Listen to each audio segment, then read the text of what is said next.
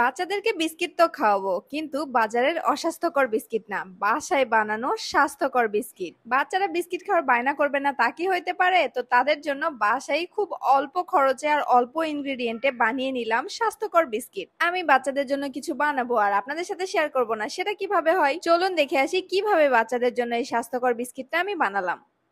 প্রথমে আমি 1 কাপ নিয়ে নিলাম ব্রাউন আটা। এখানে ময়দা নেওয়া যাবে না, ময়দা স্বাস্থ্যকর হয় না।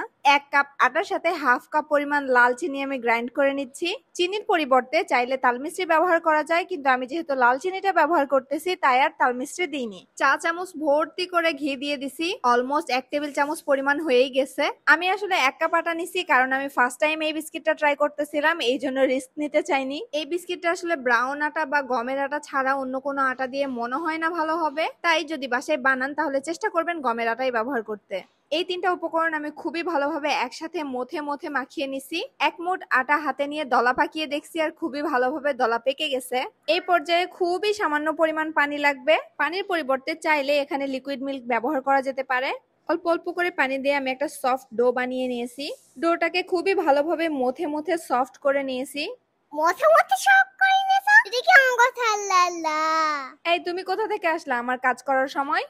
আমি কোথা থেকে আসলাম মানে? আমি তো এখানেই ছিলাম, তোমার পিছনে। দেখতে পাওনি? পেছনে দাঁড়িয়ে থাকলে আর কিভাবে দেখতে পাবো বলো? আচ্ছা বাদ দাও, এখন কি দিলা তাই বলো। ঘি ঘি ঘি ঘি ঘি ঘি ঘি।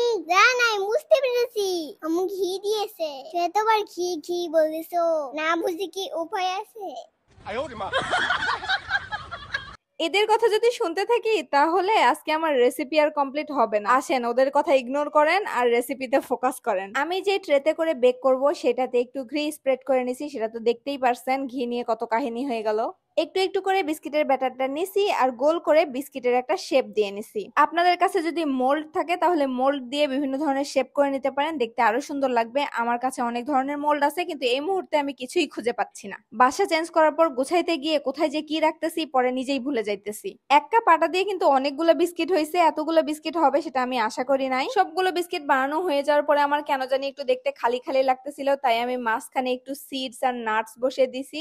প্রথম 3টা বিস্কিটে দিছি পামকিন সিডস, এর পরের 3টাতে সম্ভবত কিশমিশ দিয়েছি, আর তারপরে যে বিস্কিট গুলো ছিল ওগুলোতে আমি কাঠবাদাম বসাই দিছি। কাঠবাদাম যেগুলোতে দিছি সেগুলো একটু বেশি বড় বড় লাগতেছিল, একটু কেটে দিলে হয়তো দেখতে বেশি সুন্দর লাগতো।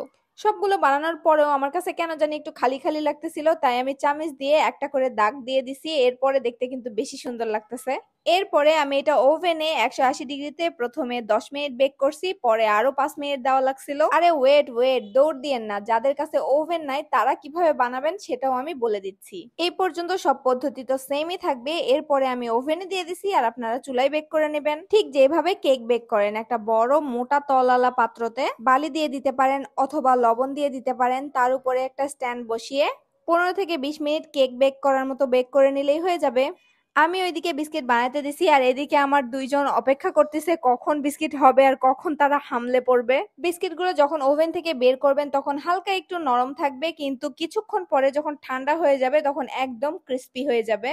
তো আমি ওভেন থেকে বের করে আরো 10 থেকে 15 মিনিট ঠান্ডা করে নেওয়ার পরে বিস্কিটের এরকম অবস্থা। এত সুন্দর লাগতেছিল দেখতে আর খাইতে তো অসাধারণ লাগতেছিল। এই ঘিয়ের একটা ফ্লেভার আসতেছিল, খুবই মজা লাগতেছিল, মানে খাইতে মনে হচ্ছিল যে একটা হেলদি হেলদি ব্যাপার।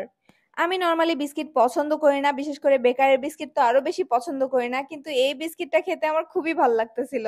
সবচেয়ে বড় কথা বাচ্চারা অনেক মজা করে খাইতেছিল আর নিজেরও শান্তি লাগতেছিল যে এর মধ্যে আনহেলদি কিছু নাই। বাচ্চারা মুখরোচক খাবারও খেতে পারছে, আবার সেটা হেলদিও হচ্ছে। তো এই ভিডিওটা যদি ভালো লাগে আর রেসিপিটা পরবর্তীতে ট্রাই করতে চান তাহলে ফেসবুক প্রোফাইলে শেয়ার করে রাখেন, না হলে পরে আবার খুঁজে পাবেন না।